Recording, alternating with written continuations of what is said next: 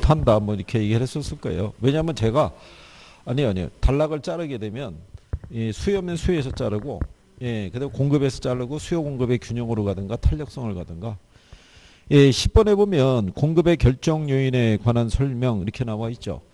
그럼 일단 공급 결정 요인이라는 것은 공급량에 영향을 주는 요인이에요. 공급량에 영향을 주는 요인으로 뭐 있겠어요?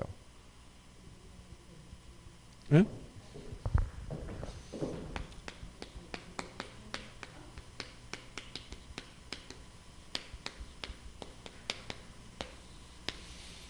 일단 이제 해당 재화의 가격이 있고요. 그 다음에 생산 요소, 그렇죠. 생산 요소 가격. 그 다음에 뭐 기술 수준. 그 다음에 가격 변화에 대한 예상.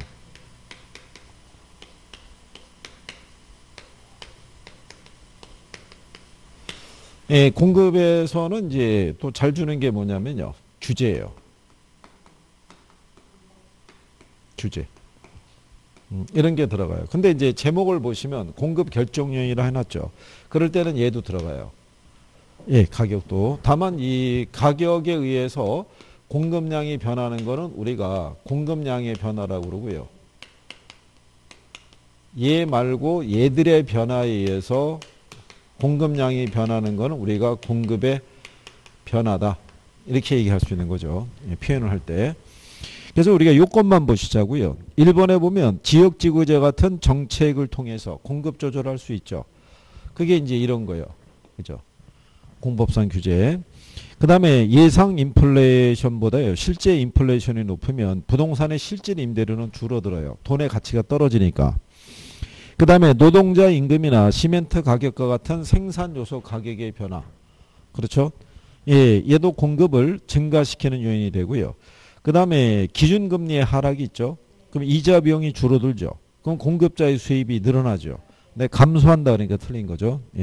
그리고 토지 가격의 상승은요. 주택 공급을 감소시키는 요인이 되죠. 그러니까 토지 가격의 상승이라는 게 결국 생산 요소 가격이 상승한 거랑 이제 똑같다 이제 이렇게 생각하시면 되겠고요. 그래서 이제 이런 내용에 대해서 어렵지 않게 줄 때는 쉽게 풀 수 있어요. 우리가 11번에 보시면 주택의 공급 곡선을 우측으로 이동하는 요인이죠. 그러면 이런 애들이 이제 들어갈 때 얘는 빼고 들어가야 되는 거예요. 얘는 공급 곡선상에서 이동이니까. 그죠? 그러니까 생산 요소 가격이 있죠. 이게 하락하게 되면 공급이 증가해요. 그렇죠? 기술이 발달하면 공급이 증가하고. 그 다음에 가격 변화에 대한 예상에서 가격이 앞으로 상승할 거라고 예상이 되면 공급이 줄어요. 가격이 하락할 거라고 예상이 돼야지 공급이 늘어요. 더 떨어지기 전에 팔아야 되니까. 이해하시겠나요? 그 다음에 공법상의 규제가 완화되면 공급이 늘어나는 효과를 가져오겠죠. 그래서 이제 거기에 보면 우측으로 이동시킨 요인이 아닌 걸 물어봤을 때 첫 번째 건설업체의 수가 증가하죠. 이게 요거는 공급자 수가 늘어난 것도 되고요. 매도자의 수가 늘어난다. 이러면 이제 공급이 늘어난 요인이 되고요.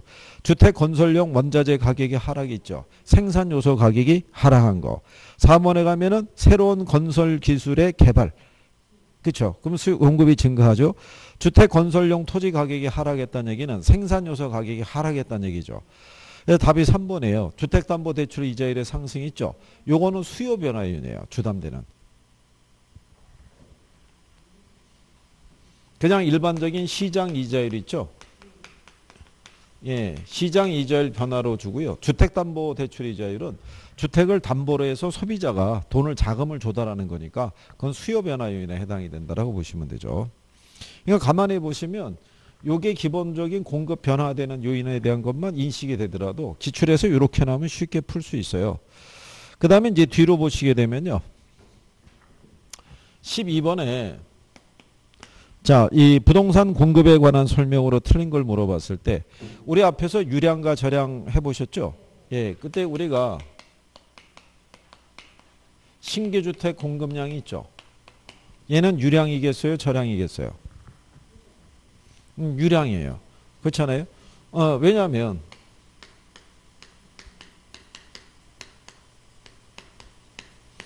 자, 4월 20일 현재 이 도시 있죠. 이 도시의 주택이 35만 채가 있대요. 그죠? 근데 요 35만 채 중에서 2020년에 새로 공급된 주택이 있죠. 이거 파악하려고 그러면 시점을 가지고는 확인할 수 없어요. 기간이 주어져야 되죠. 2020년 1월 1일부터 여기서 4월 뭐 21일까지 이렇게 기간이 설정이 돼야지만 구간이 설정이 되지만 우리가 이걸 측정할 수 있죠. 그래서 신규주택 공급량은 무슨 개념? 예. 그래서 1번에 보면 부동산의 신규 공급은요. 일정한 시점에서 측정되는 저량 개념이 아니라 일정한 기간 동안 측정되는 유량 개념이다라고 얘기를 해요. 자, 그럴 때 우리가 이제 이 부동산 공급을 보시게 되면요. 부동성으로 인해서 우리가 위치의 공급이라고 그러고요. 부증성에 의해서 이게 비탄력적인 공급이라고 그러고요. 그 다음에 개별성으로 인해서 독점적인 공급이라고 그래요. 모든 토지는 위치가 다 틀리니까. 그렇죠? 예. 근데 이제 12번에 보면 3번에 부동산의 개별성은 공급을 비탄력적이고 비독점적으로 만든다니까 틀린 거죠. 비독점적이라고 들어가서. 비탄력적인 거는 부증성에서 나오는 거고요. 예. 그래서 이제 그걸 틀린 답으로 준 거고요. 그 다음에 공공임대주택의 공급은 주택시장에 정부가 개입하는 사례죠. 이게 직접 개입이겠어요? 간접 개입이겠어요? 직접 개입이죠. 예, 그렇게 이제 정책에서 물어보는 거고요. 주택의 공급 규모가 커지면요. 규모의 경제로 인해 생산 단가가 낮아져서 건설 비용을 절감할 수 있다고 해놨죠. 거기 보면 규모의 경제라는 용어 있죠. 우리가 정책에서 해본 거죠. 규모의 경제라는 거는 무슨 의미겠어요?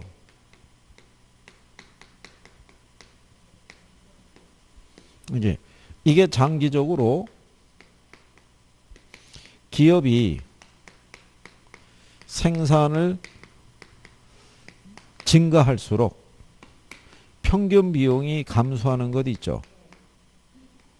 예, 그걸 우리가 규모의 경제라고 그래요. 그러니까 평균 비용이라는 게 단위당 생산 원가예요. 그러니까 우리가 만약에 자재를 공급을 할 때요. 10개보다는 100개, 100개보다는 1000개, 1000개보다는 10,000개를 주문할수록 단가가 싸지죠. 그렇죠? 예. 그래서 이제 그런 내용으로 구별하시면 되겠고요. 그래서 12번의 답을 3번을 줬고요. 예, 그 다음에 그 13번에 보면 부동산 공급 곡선이라고 있죠. 요 부동산 공급을 물어볼 때요. 예. 일단은 잘 물어보는 것 중에 하나가 여러분들이 아시는 토지 공급이 있죠. 토지 공급은 완전 비탄력적이에요. 그렇죠? 그래서 기울기가 뭐로? 수직선으로. 부호는 0으로. 그죠? 예, 이 표현을 잘 쓰고요. 그 다음에 단기하고 장기를 물어봐요. 예, 단기 공급은 어떻게 돼요? 비탄력적이고. 기울기 급하고요. 장기는 예, 탄력적이라는 거. 그 다음에 역시 이 공법상의 규제 있죠. 예, 요거 잘 물어봐요. 규제가 강화가 되면 비탄력적, 완화가 되면은 탄력적. 그죠? 그리고 생산 요소 가격이 있죠. 예, 이 변화. 요거 정도 인식이 돼 있으면요. 문장 나오면 보고 바로 판단할 수 있을 거예요. 자, 일단 이제 거기 보시면 13번에 이렇게 돼 있죠. 2번에 한 국가 전체의 토지 공급량이 불변이라면 토지 공급의 가격 탄력성은 0이다. 이렇게 놨잖아요. 자, 한 국가 전체의 토지 공급량이 불변이라는 얘기가 완전 비탄력이라는 얘기예요. 이렇게 수직선으로. 그래서 이 양이 불변이라는 얘기죠. 예, 그럴 때 부호는 우리가 뭐라고 얘기한다? 0이다. 이렇게 얘기하는 거죠. 그 다음에 주택의 단기 공급 곡선은요. 가용 생산 요소의 제약으로 장기 공급 곡선에 비해서 비탄력적이겠죠. 그 다음에 5번에 가면 개발행위 허가 기준의 강화 같은 토지용 규제가 엄격해지면 토지의 공급 곡선은 이전보다 비탄력적이 되겠죠. 그 다음에 이제 3번 같은 경우 있죠. 부동산 수요가 증가하면 공급 곡선이 비탄력적일수록 시장 균형 가격이 더 크게 상승한다는 것 있죠. 우리가 비탄력적일 때 가격 변화율이 크다고 그랬죠. 근데 가격이 오르느냐 내리냐 여부는 앞에서 알려준다고 그랬어요. 수요가 증가하면 가격이 상승하니까. 그렇죠? 근데 여러분들이 거기 13번에 이제 답은 4번이에요. 용도의 다양성으로 인해서 우하향하는 공급 곡선이 아니라 우상향하죠. 요게 수직선일 때 경제적인 공급 곡선은 요렇게 가죠. 예, 요렇게. 그래서 공급이 늘어나는 효과만 가져다 준다라고 설명을 한 거죠. 그죠? 근데 이제 여기서 자, 거기 지문에 3번 있죠. 예. 근데 한번 그거 우리가 한번 찾아가 보면요. 옆에 14번 있죠. 공급 및 공급 곡선에 관한 설명으로 틀린 걸 물어봤을 때 1번에 보시면 수요가 증가할 때 공급 곡선이 탄력적일수록 가격이 더 크게 상승한다는 게 틀렸겠죠. 비탄력적일수록. 이거는 탁 나오는 순간에 맞출 수 있게끔 표현을 해준 거죠. 예. 근데 요렇게 해서도 두고요. 나중에 여러분들이 이거 저기 지문상에서 잘 나오는 게요. 예, 먼저 46페이지 가면 문제 18번이 있죠. 예, 18번에 가시면 2번 있죠. 부동산 수요가 증가하면 부동산 공급이 비탄력적일수록 시장 균형 가격이 더 크게 상승한다라고 주어져 있죠. 이 표현이 제일 보편적으로 많이 나오는 거예요. 그게 그리고 이제 그 뒤로 넘어갔을 때요.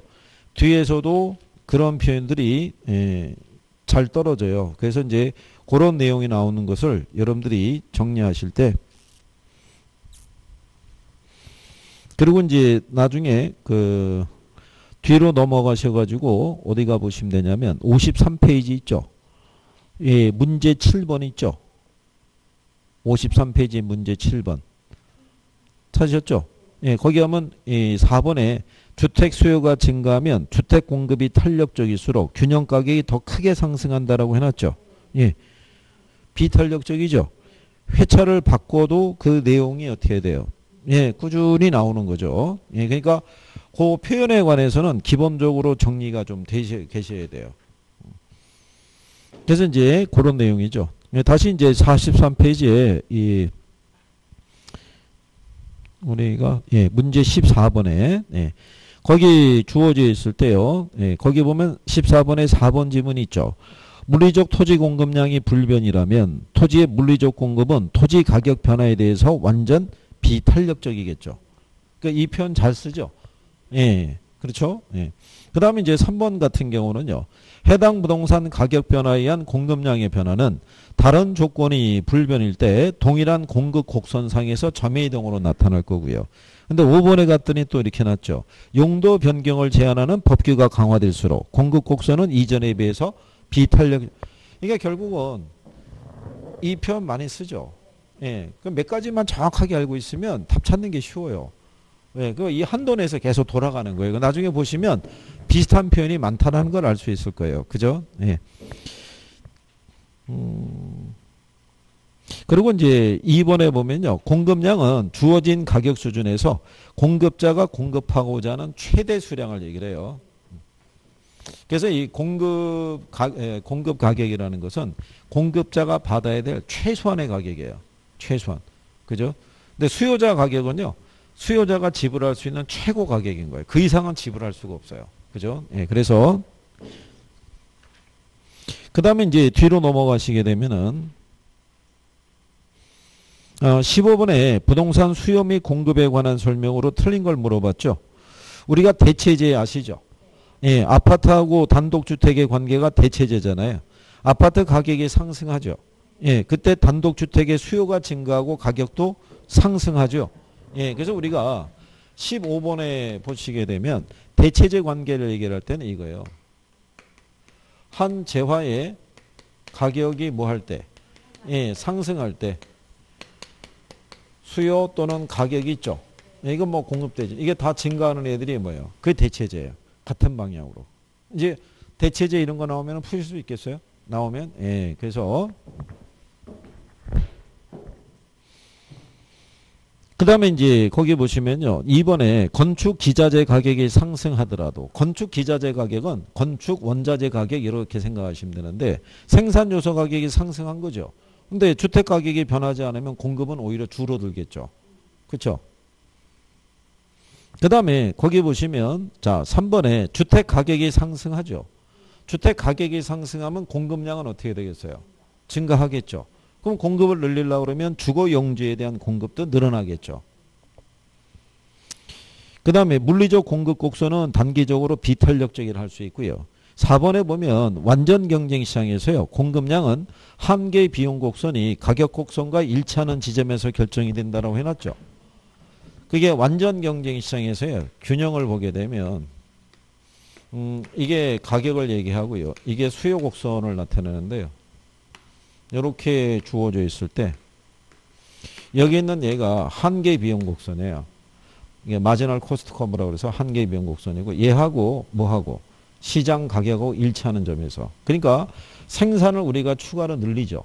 늘리면 한 단위 더 추가로 늘릴 때마다 비용이 어떻게 돼요? 늘어나요. 늘어나는 비용과 시장 가격이 일치하는 점에서 최적의 생산이 발생해요. 근데 완전 경쟁 시장에서의 우리가 단기 균형에서는 여기 요선도 하나 들어가요. 이게 평균 비용 곡선이에요. 그래서 이 완전 경쟁 시장에서 단기에는요. 평균 비용과 한계 비용이 시장 가격하고 일치하는 점이 있죠. 여기서 최적 생산이 이루어진다라고 얘기를 해요. 그러니까 생산을 늘릴 때 한 단위 더 추가되는 비용은 늘어나고요. 단위당 생산 원가는 줄어들죠. 이렇게. 아까 우리가 요거 평균 비용 얘기했잖아요. 네, 이거.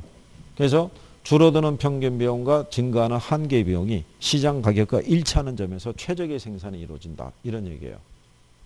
그림으로 나타난다면 뭐 이런 얘기인데요. 그래서 우리가 지난번에 요거 가지고도 한번 얘기했던 적이 있는데 만약에 요 평균 비용이 있죠. 얘가 시장 가격보다 높은 선에서 결정이 되죠. 그죠? 그럼 생산자는 이익이다 손해다. 생산자는 에? 이거보다 이 평균 비용이 높아지잖아요. 그럼 생산자는 어떻게 된다? 손해요, 손해. 왜냐하면 시장 가격이 만약에 여기 형성이 돼 있는데 제품을 생산하기 위한 생산 단가가 여기까지 비싸졌잖아요. 그죠? 그러면은 이 가격 수준에서는 여기까지 공급을 못 늘려요. 손해니까. 그렇지 않겠어요? 네, 그러면 여기까지 공급을 늘리기 위해서는 시장 가격이 상승해야 된다고요. 그래야지만 공급이 늘어난다는 얘기죠. 그죠? 자, 그래서 그 표현은 자주 등장하는 표현은 아닌데, 예, 나중에 기출을 보시면요. 이거 한 번밖에는 지문이 들어온 적이 없어요. 그래서 그렇게 여러분들이 구별하시면 되겠고요. 그래서 15번에 우리가 틀린 거는 3번 이렇게 보시면 되겠고 그 다음에 뭐 16번에 대한 거는 뭐 크게 근데 비슷한 표현이에요. 16번에도 보시면요. 4번에 물리적 공급량은 단계적으로 한정돼 있어서 비탄력적이라고 할 수 있죠. 그렇잖아요. 이 표현도 잘 쓰잖아요. 그렇죠?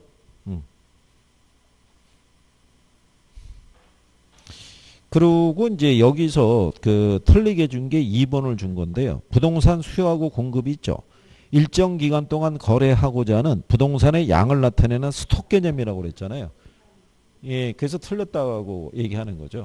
수요하고 공급은 유량을 나타내니까, 그죠? 플로우라고 개념이거든요. 그러니까, 근데 거기서 왜 그때 난리가 났냐면, 이렇게 줘서 영문으로 썼다고. 스톡이라고 하지 않고 절량이라고 했으면 우리가 알 텐데 이걸 왜 스톡이라고 줬느냐 이래가지고 또 시비 붙은 거예요. 우리 보러 2개국 하라는 얘기냐 뭐 이래갖고 또 난리 났던 거죠. 근데 이런 거는 뭐 그죠. 그리고 거기 3번에 보면 부동산 가격이 상승하면 공급량은 증가하고요. 가격이 하락하면 공급량은 감소하죠. 이게 뭐 나타내는 거겠어요. 이게 공급 법칙이에요. 그러니까 이런 것들은 그냥 지문상에서 언제든지 활용할 수 있는 거예요. 그러니까 여기서 지금 칠판상에서 제시하는 어쩌다 한번 나오는 지문 말고 보편적으로 나오는 내용을 내가 이해하고 있느냐. 그러면 문제 나오면 쉽게 풀 수 있어요. 그거를. 예, 그 다음에 이제 그 17번에 나와 있는 내용이 있죠. 예, 수요와 공급에 관한 설명으로 옳지 않은 걸 물어봤어요. 여기서 그 출제자가 약간의 변형을 가지고 출제해 준 건데요. 이런 거 배우신 거 기억하시나요? 예, 예를 들어서 그 수요가 불변인데요. 공급이 증가하거나 예, 수요가 불변인데 공급이 감소하거나 뭐 이런 거 배운 거 기억하시죠? 예, 그렇죠? 예. 그럴 때, 자, 수요가 불변일 때 공급이 증가할 때 있죠. 어느 때 공급이 증가하겠어요? 어느 때? 공급이 증가할 때. 응? 어느 때 공급이 늘어나겠어요? 자, 여러분들이 조금 아까 하신 거예요. 어디 가서 이런 것도 있잖아요. 이런 거. 자, 만약에 생산 요소 가격이 하락하면 공급이 늘어날 거 아니에요. 그죠? 근데 그 생산 요소를 갖다가 건축 원자재 가격으로 바꿔서 낼 수도 있잖아요. 그렇죠? 그러니까 거기 17번에 거기 4번 지문 있죠. 4번에 보면 균형 상태인 시장에서 건축 원자재 가격이 하락하면 이렇게 나왔죠. 그게 이거예요. 건축 원자재 가격이 하락하면 공급이 늘어날 거 아니에요. 예, 공급이 늘어나면 거래량은 어떻게 돼요? 그렇죠. 증가하는데 거기 보면 거래량은 감소하고 이렇게 해놨잖아요. 그러니까 걔가 틀린 거죠. 무슨 말인지 하시겠나요? 이렇게 바꿔서 나오는 거예요. 이렇게. 그러니까 요 개념이 정확하게 인식이 돼야 되죠. 그러니까 여기가 수요가 불변일 때 공급이 증가하는 이 상태는 뭐냐면 이렇게 균형 상태였다는 거예요. 이렇게 균형 상태에서 수요는 그대로인데 공급이 이렇게 줄어들거나 그죠? 아니면 또 공급이 이렇게 늘어나거나 이 변화를 유도하는 거라고 생각하시면 돼요. 그렇죠? 예. 그래서 예, 여기서 답이 4번인 거죠. 그리고 이제 주택 수요하고 소요의 개념은 서로 다르다는 것도 있죠. 예, 이게 주택 수요는 유효 수요가 가리키고요. 주택 소요는 주택 구입에 관한 욕구만 있는 예, 그런 걸 나타내는 거니까요. 예, 그리고 이제 거기 보면 1번에 주택 임대료가 상승하면요. 다른 재화의 가격이 상대적으로 하락해서 임대 수요량이 감소하는 게 대체 효과에 대한 설명이죠. 대체 효과라는 건요. 상대 가격의 변화를 나타내는 거예요.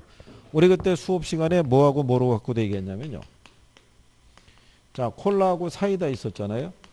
얘도 1,000원이었고 얘도 1,000원이었는데 효용이 서로 같죠. 같은 탄산음료니까. 그런데 만약에 콜라 가격이 800원으로 이렇게 하락하죠.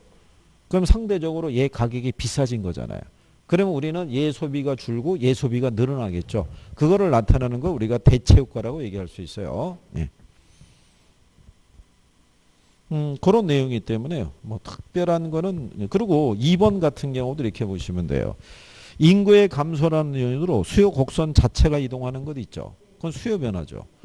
곡선이 자체가 좌우로 이동하는 것은 가격 이외의 요인이 변했을 때죠. 그렇죠? 곡선 안에서 이동할 때는 뭐 그거는 가격이 변해서. 예. 그래서 우리 지난번에 한 거죠. 혹시 기억이 안 나시면 이런 거죠. 여기 좌표상에서 명시가 되어 있는 게 가격이죠. 얘가 변하면 이 선 안에서 변한다는 거예요. 그죠? 예. 근데 이렇게 곡선이 이동했다는 얘기는 얘가 안 변하고 얘 말고 다른 애들이 변했다는 거죠. 예. 그래서 그런 내용 정도로.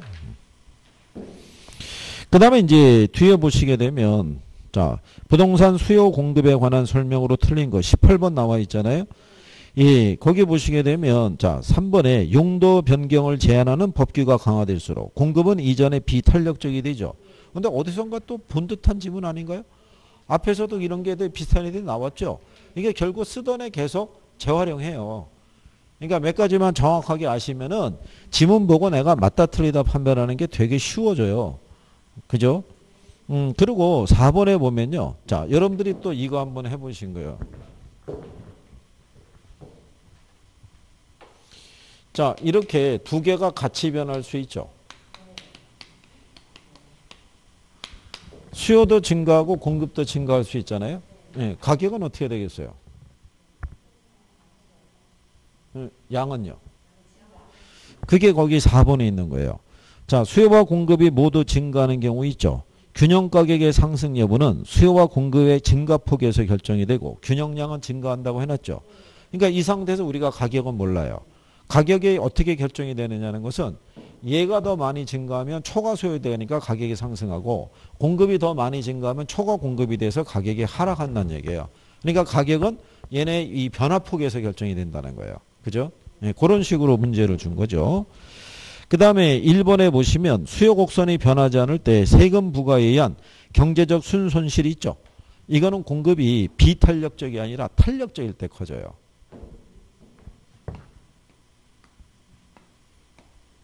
여기 만약에 이렇게 됐다고 보시면요. 이게 수요고 얘가 공급이잖아요. 얘가 비탄력적이면 경제적 순손실의 크기가 이렇게 나타난다 그러면 이렇게 주어졌을 때 얘가 탄력적이잖아요. 그러면 순손실의 크기가 이렇게 나와요. 탄력적일수록 커져요. 비탄력적이나 어떨 때 탄력적일수록.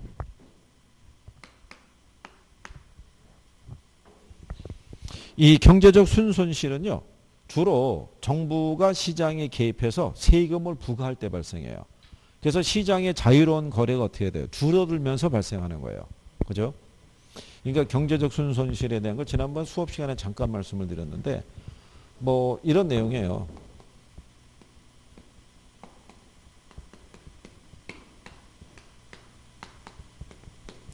요즘 같을 때 이제 가령 들어서 그 코로나 때문에 아이들이 학교를 못 가고 집에 있어야 되잖아요. 그러니까 돌봄이 있죠. 아이들 돌봐주는 그런 거를 이제 필요로 하고 또는 그런 이제 그 아르바이트를 하는 사람이 있다라고 가정했을 때 그런 이제 아르바이트 하는 사람은 최소한 급여를 80만 원 받으면 자기는 그 아르바이트를 할 수 있어요.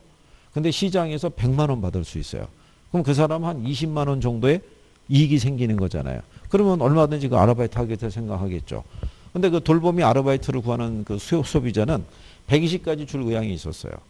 근데 시장에서는 100만 원에도 알바생을 구할 수 있어요. 그럼 이 사람도 한 20만 원 정도에 대한 뭐를 이익을 얻고 있다고 생각할 거 아니에요. 그런데 갑자기 정부가 각각의 세금 부과하겠다는 거예요. 30만 원씩. 그렇잖아요. 그러면 세금이 부과가 되면 이 사람의 입장에서는 자기가 얻을 수 있는 잉여가 20만 원인데 10만 원을 초과해서 내면은 이 사람은 굳이 이 알바까지 해갖고 세금을 내봐야 자기가 얻을 수 있는 이익이 복장이 안 되는 거죠. 이 사람도 지불할 수 있는 게 얼마?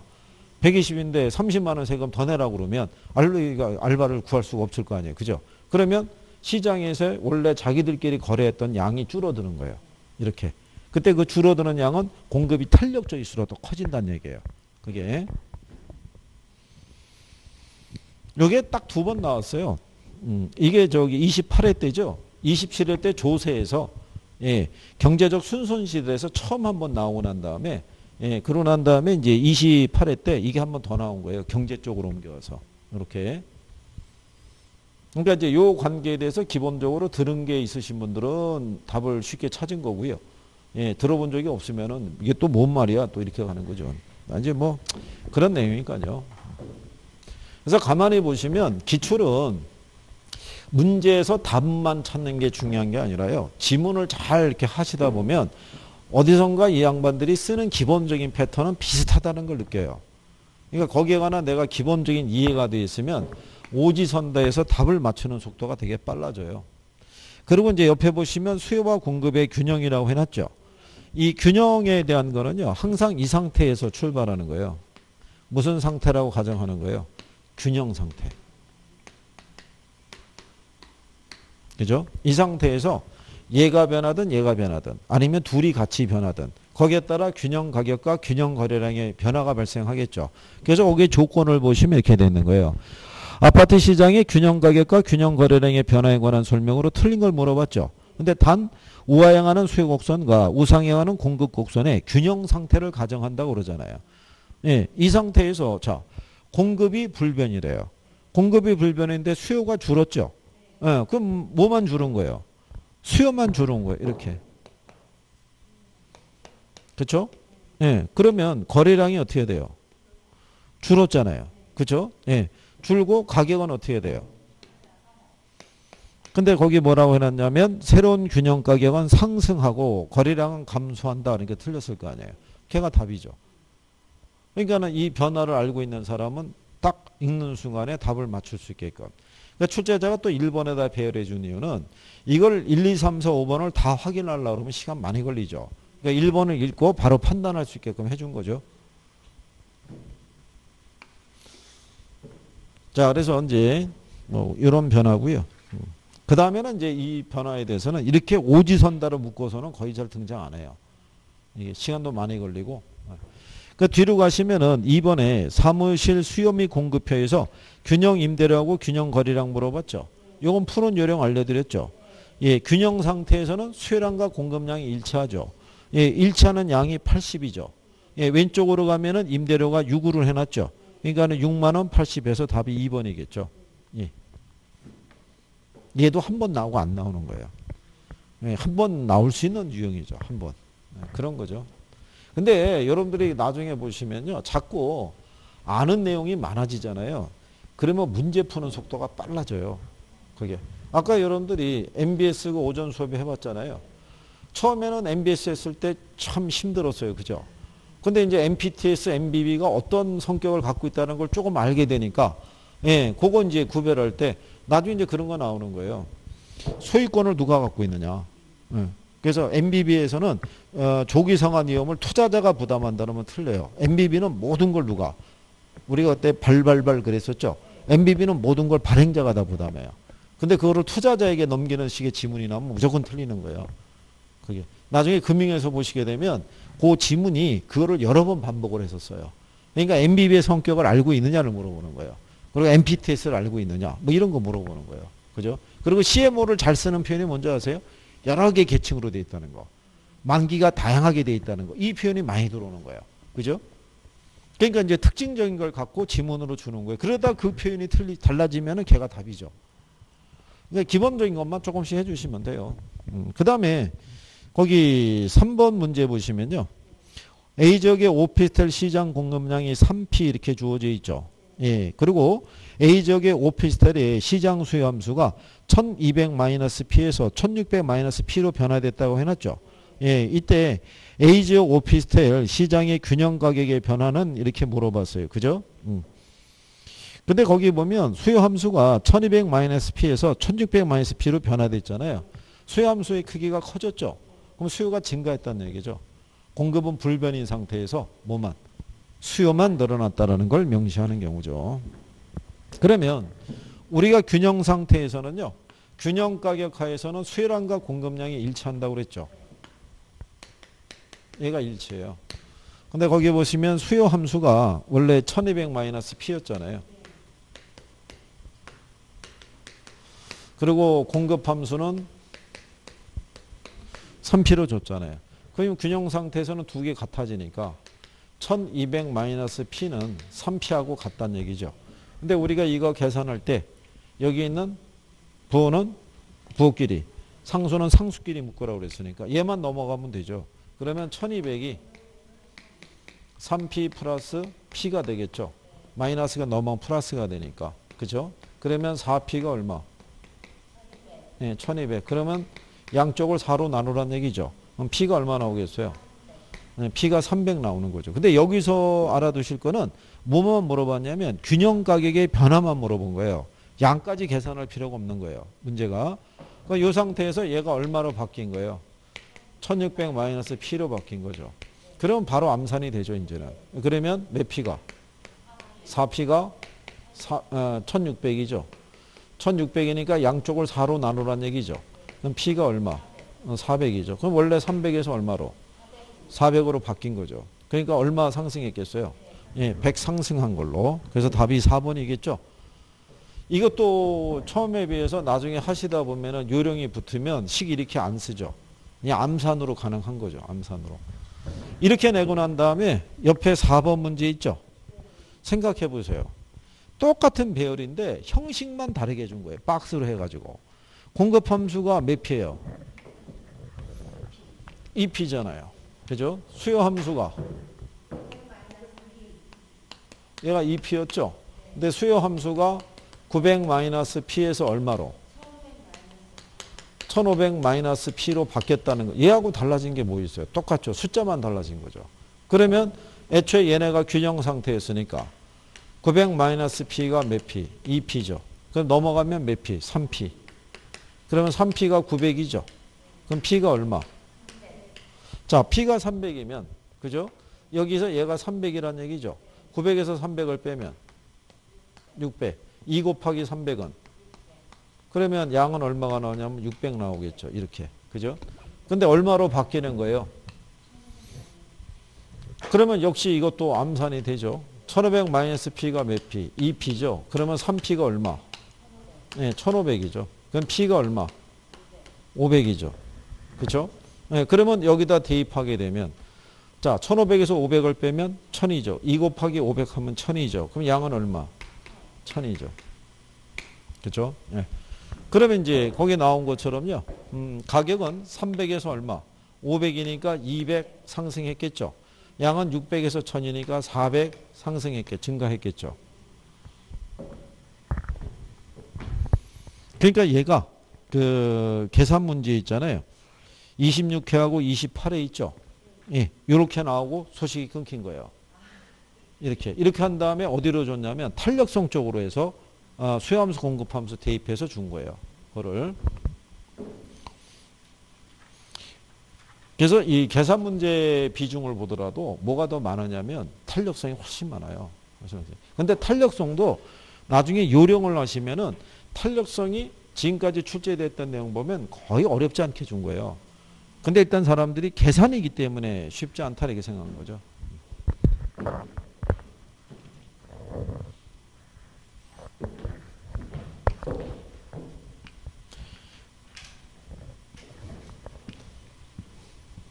그리고 나중에 단원 정리하실 때는요. 기출문제 지문만큼 좋은 게 없어요.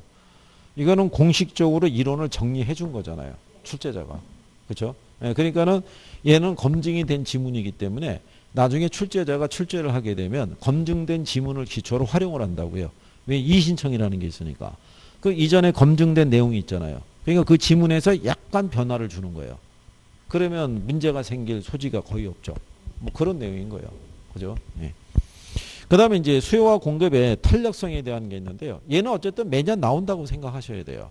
근데 우리가 탄력성에서도요. 예, 요즘 꾸준히 물어보는 게 뭐냐면 탄력성의 크기예요. 크기 아시죠? 얘가 보면은 완전 비탄력적이라는 애가 있고요. 그 다음에 비탄력적이라는 애가 있고요. 단위 탄력적이라는 애가 있고요. 그 다음에 이 탄력적이라는 애가 있고요. 그 다음에 완전 탄력적이라는 애가 있어요. 그래서 이 탄력성의 크기가 전부 몇 가지로? 5가지로 명시가 돼요. 5가지로. 이거를 이제 요즘 지문상에서 쓰는 거예요. 그죠? 완전 비탄력적이라는 의미는 뭐겠어요? 그래요. 부호는 0으로. 부호는 0으로. 그죠?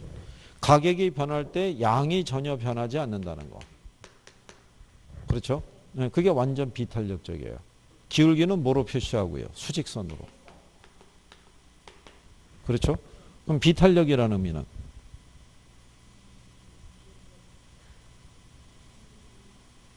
예, 일단 비탄력적이라는 의미를 물어볼 때는요. 일단은 가격의 변화율에 비해서 양의 변화율이 작은 거예요. 그걸 우리가 비탄력적이라고 그래요.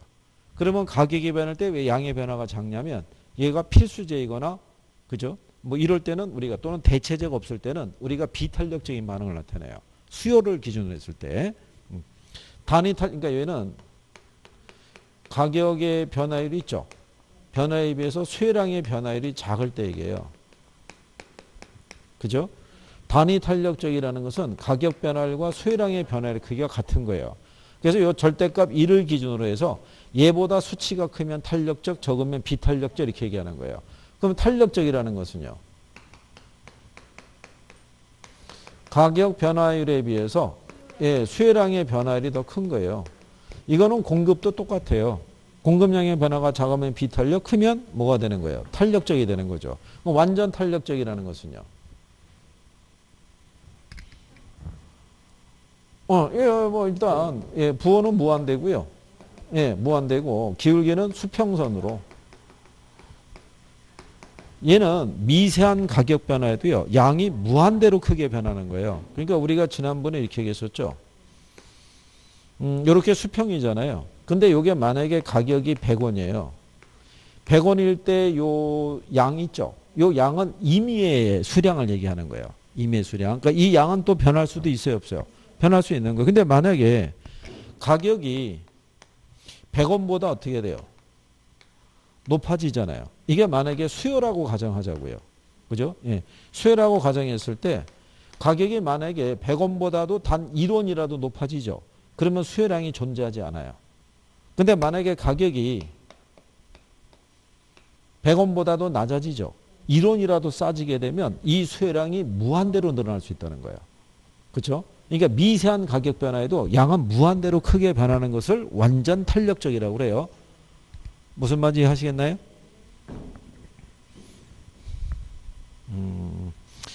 아마 네, 52페이지가 보시면요. 문제 4번 있죠. 4번에 보시면 1번 지문이 있죠. 자, 찾으셨나요? 1번, 4번 문제 1번. 네, 거기에 보시면 4번 문제 1번. 자, 미세한 가격 변화에 수요량이 무한히 크게 변하는 경우 완전 탄력적이다. 이렇게 해놓는 거예요. 그죠?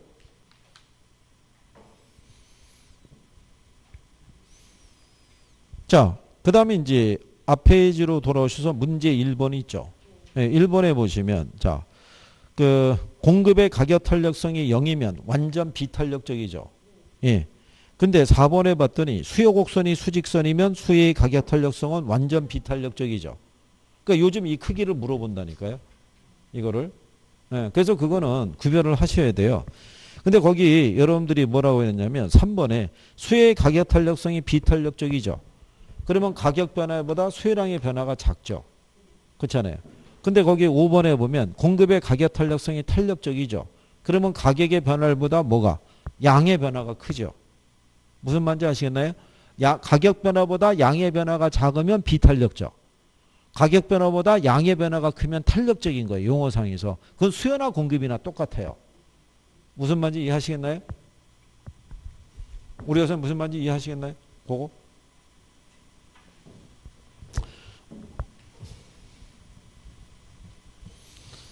그러니까 여기 보면은 비탄력이라고 해놨잖아요.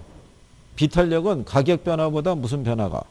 양의 변화가 이건 수요나 공급이나 똑같아요. 그러니까 예를 들어서 가격이 여기 수요량이잖아요. 그러면 가격이 만약에 몇 프로 변할 때 10% 변할 때 얘가 1% 변하는 거예요. 그러면 가격 변화보다 양의 변화가 커요, 작아요? 작잖아요. 가격은 10%, 양은 몇 프로? 1%. 그런데 여기다가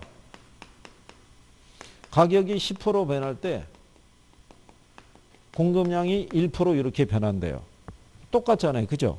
그러면 수치를 따지면 10분의 1이니까 0.1이죠. 1보다 작죠. 얘도 10분의 1이니까 0.1이죠. 1보다 작죠. 네, 1보다 작으면 비탄력이잖아요. 그러니까 가격이 변할 때 양의 변화가 작은 거를 우리는 뭐라고 그런다? 비탄력적. 양의 변화가 크면 탄력적이라고 얘기하는 거예요. 탄력적. 그래서 거기는요. 1번에 수요의 가격 탄력성이 완전 탄력적이면 가격의 변화는 상관없이 수요량이 고정이 된다라고 해놨죠. 가격의 변화와 상관없이 수요량이 고정이 되는 게 완전 비탄력적일 때. 완전 비탄력적일 때가 기울기가 이렇게 수직선이잖아요. 그러니까 수직선이면은 이 수량 측에서 움직이는 거죠. 그러니까 얘가 불변이죠. 무슨 말인지 하시겠나요? 네. 그래서 일단은 요 크기를 알아두신 다음에요. 여기에다가 두 번째가 탄력성에 영향을 주는 요인이 있죠. 예, 요거까지 묶어서 이제 해보시는 거예요. 이게 이제 수요하고 공급이 있죠.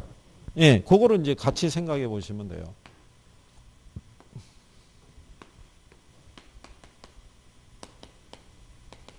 요거를 놓고. 그러면 얘네도 시험에서 물어봐요, 안 물어봐요? 또 물어봐요.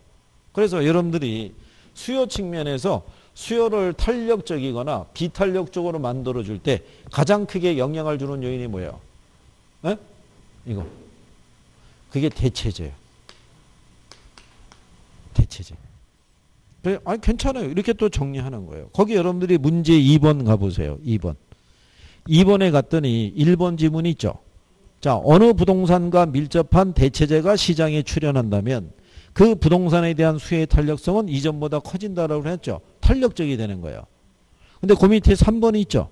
예, 3번에 갔더니 2번 지문에 부동산 수요의 가격 탄력성은 대체제의 존재 유무에 따라 달라질 수 있다 이렇게 해놨잖아요. 그러니까 수혜의 가격 탄력성에 가장 크게 영향을 주는 게 뭐예요? 자, 한 페이지 넘기셔서 문제 4번 가보세요.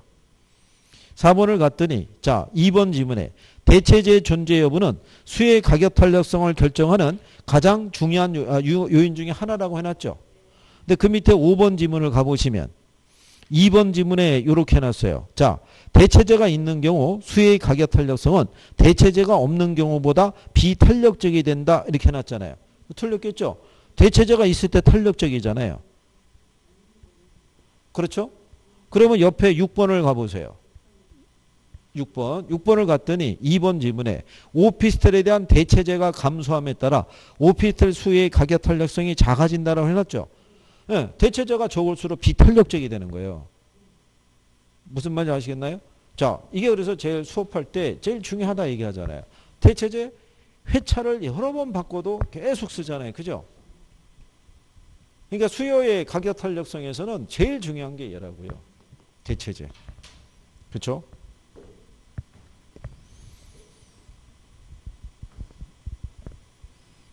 그런 거를 이제 여러분들이 구별을 하시는 게 이제 좀 필요하죠. 그 다음에 여기서 이제 추가로 이제 기간 이런 거는 이제 우리가 확인하면 되니까요. 그래서 이제 여기에 기간 있죠.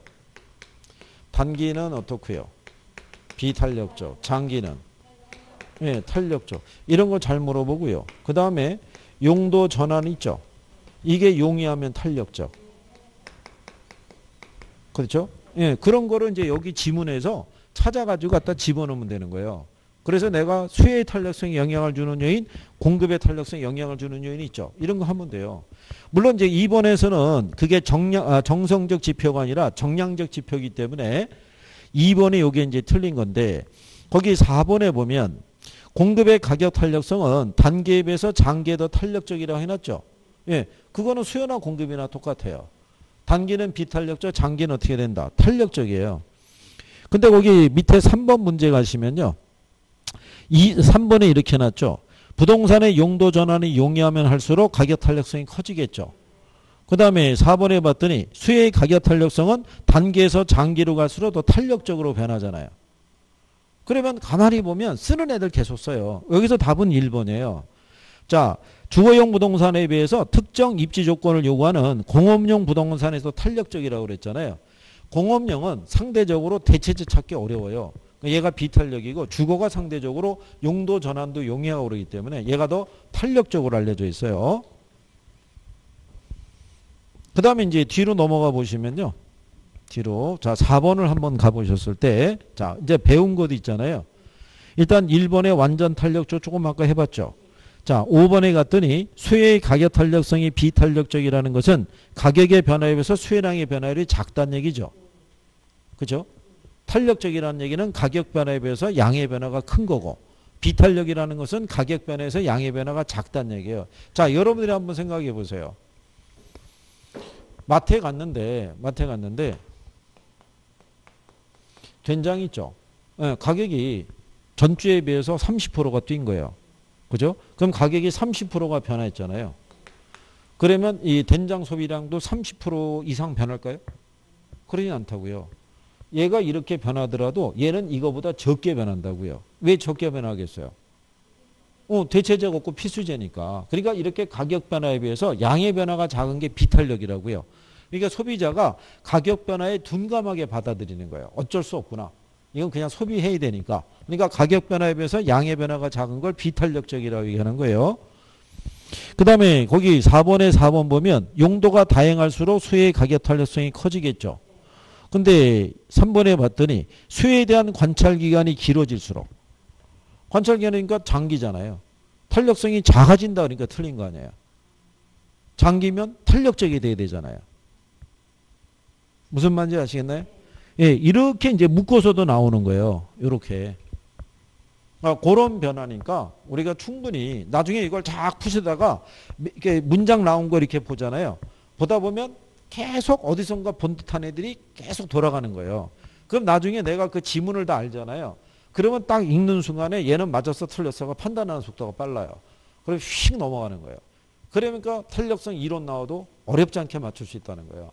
그러니까 계산에 집착하지 않아도 이론을 갖고도 충분히 점수는 딸 수 있다고요. 그죠? 일단 여기까지 하셨고 잠깐 쉬었다가 5번 수업부터 또 해보죠.